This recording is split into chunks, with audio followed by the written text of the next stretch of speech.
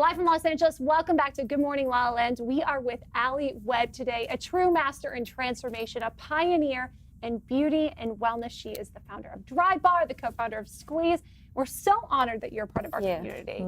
Thank you for all the work you've done. Special surprise for you. She's recently been featured as the cover of the latest issue of Focus magazine, the innovation issue. Oh, God, that's amazing. We're so happy to honor you. Thank you, guys. That's so sweet. Beautiful picture. Innovation. Innovation. So what does being a pioneer, what does it mean to be an innovator to you? You know, I think the last 10 years of my life has completely, did such a 180, and I feel like it was just kind of, I don't want to say by accident, but it was like a personal necessity of something that I just felt like was missing in the marketplace that I wanted to bring to women everywhere. And that, you know, that innovation for me, it was just like, there's nothing out there like Dry Bar, and women would love this. And I think that's how a lot of great businesses are born, is out of this personal necessity and something that I just wish existed. And even more than that, you know, I think especially, you know, with Squeeze and massage, it's like there's a lot of great places. There's a lot of places you can get a massage, but the experience isn't great. And that's kind of what we've done. And I think that's where the true innovation comes from. And for me personally, I think I'm just one of those people that always I walk into any place, a business, and I'm like, this is good, but it could be amazing. And if the customer service was better and the decor was better, and there's so many things that could make it better. And I think that's how my mind just naturally works. So I think that's probably, I guess, how I'm an innovator. So you're a visionary, really, an innovator, visionary, Probably, all the above. So you're just bring value, and value. I try. Not always. And I really, you know, I have a great team around me, and I think that's also, you know, having people around you that are smarter than you, which I do, and you know, people who can tell you no, that's not a great idea. And that's something that's been really interesting to me over the last 10 years of building Dry Bar, is not surrounding myself with yes people and surrounding myself with people who are going to say, you know, I don't love this. But what if we, you know, and just kind of, you know, spitballing it really, and trying to come up with other ways of kind of seeing things and not being so locked into one idea. Right. You know, so tell us about Dry Bar. How many locations do you have now, and how long have you been in the business now? So we have 120. Ooh. Good Lord, she's been busy. A lot of hot air.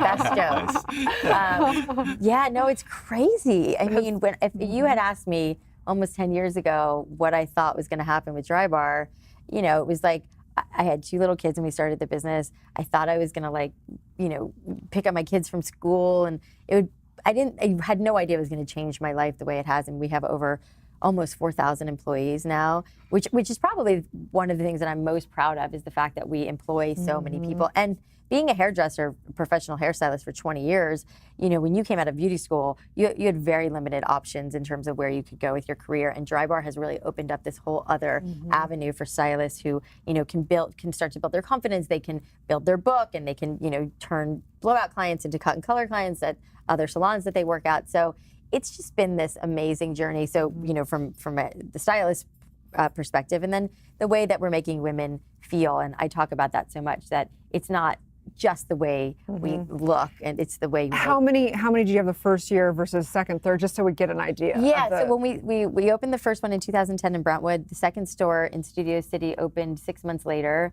and then I believe it was maybe West Hollywood, and then we went down to Newport.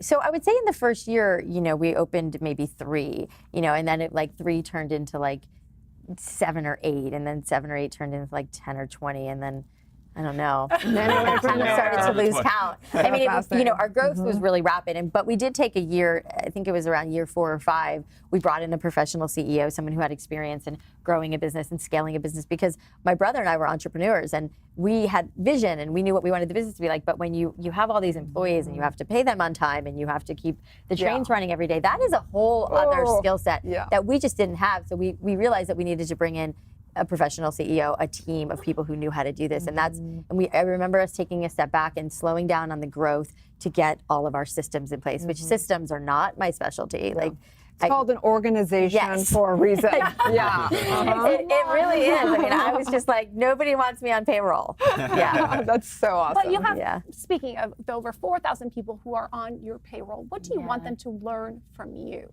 Well, it's been really interesting, especially because the vast majority of the people we employ are hairstylists. And for me, you know, I'm like a pretty good hairstylist, but I don't think I'm the best that's ever lived. But I had, you know, this vision of what I wanted to do. And I have found from talking to a lot of our stylists and messages I get from them and emails that they feel very inspired that, like, if she did it, I can do it, and I can turn my vision or goals into a reality, because I'm so the girl next door. You know, I don't have a college degree. Like, I didn't have a background to create a business like this. I partnered with some great people, including my brother, and built this thing and had the confidence to do it. And you know, it's like when we were talking before about, like, you know, business terms and things that you don't know.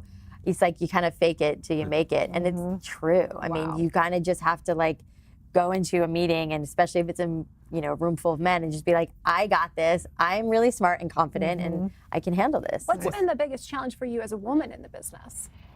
I get asked that question a lot, and I feel like it may not be the most politically correct answer, but I feel like it's never like weighed into me. Even though I did have the challenge of going into, you know, when we were pitching and trying to raise money, of sitting in a room full of men in suits who I didn't feel like understood me at all. I didn't care that it was men. It could have been anybody. I feel like I think there's, like, some really great men out there, and there's some not really great men out there. And Brown official. Yes. Same with women. But right? I think that you know, you can't get too caught up in that. You know, it's like you have to be your best self and put your best foot forward and go in ready and prepared, and not like let the noise of, like, you know, men and women. It's just like people is kind of how I see it. And our CEO is a guy. My business partner is a man. You know, it's like I'm all for men, you know, as long as they're the right kind of men. And I feel like you can find those guys. So, you know, I think there needs to be that kind of, I feel like it needs to be said, because I'm surrounded by amazing women, but I think there's amazing men out there too. Thank you so much. And it's important, as an entrepreneur, as a woman,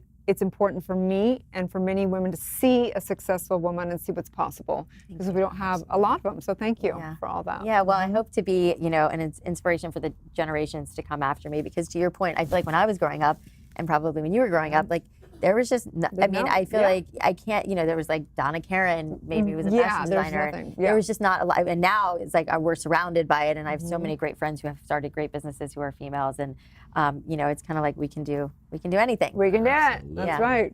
So great. Yeah. What's been the most rewarding part of this journey for you?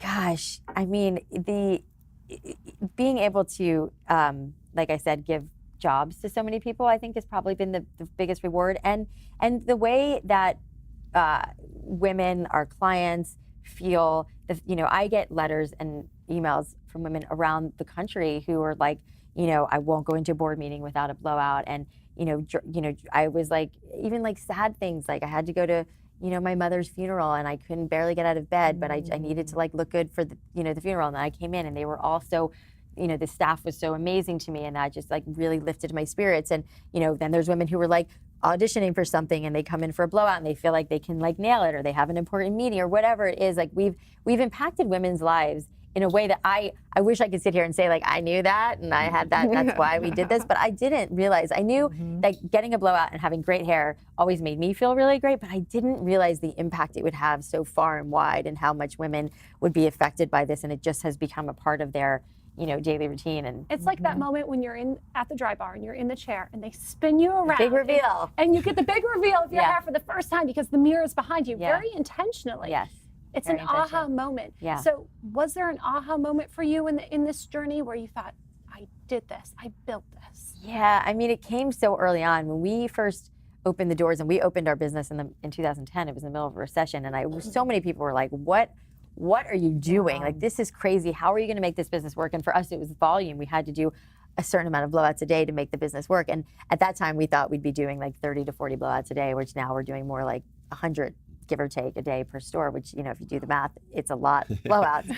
But I remember, I mean, we were busy like immediately. And it was like the most overwhelming thing I'd ever experienced, because as a hairstylist and someone who's been in this world for so long, you don't open a salon and just people just come in. It takes a long time to build a book and all of that. And so the fact that like women were immediately drawn to this concept and wanted to come in, and we were so busy so fast. We didn't have enough stylists. I mean, I used to like set up chairs in the back room, and I used to do all sorts of stuff just to basically, you know, be able to appease all the women that were coming in. And you know, I remember we were all on the phone the first like week, and we were like crying. We were like, "Holy shit!" Oops, sorry. It worked. You know, we did it, and it was really. We were just so blown away. No pun intended. By the response and how much women loved it, and it really was everything. It was the experience. It was that you were getting a great blowout. The customer service was great, and it's such a rad story. It's such a rad story, honestly. You truly are raising the bar. Yeah, Be sure to listen to Alli's podcast, now available every Friday. Yes. Coming from Dear Media Studios, right? Yes. Also a women-led organization. Amazing. Yeah. That's right. Well, thank you so much again, Alli. We are Good Morning La La, America's first live streaming daily talk show, coming to you live Monday through Friday at 9 a.m. on Instagram, Facebook, YouTube, and Twitter. We are also available on EverTalk TV, now downloadable at the Apple TV store. Be sure to get the new copy of Focus, coming to you soon with Ms. Alli Webb on the cover. That's right. We're waking up the world together. Let's have a great Transformation Tuesday. And may you follow, subscribe, and go get your blowout and get a main squeeze. Just saying. Yeah. It's going to be a good morning, La La So Land. awesome.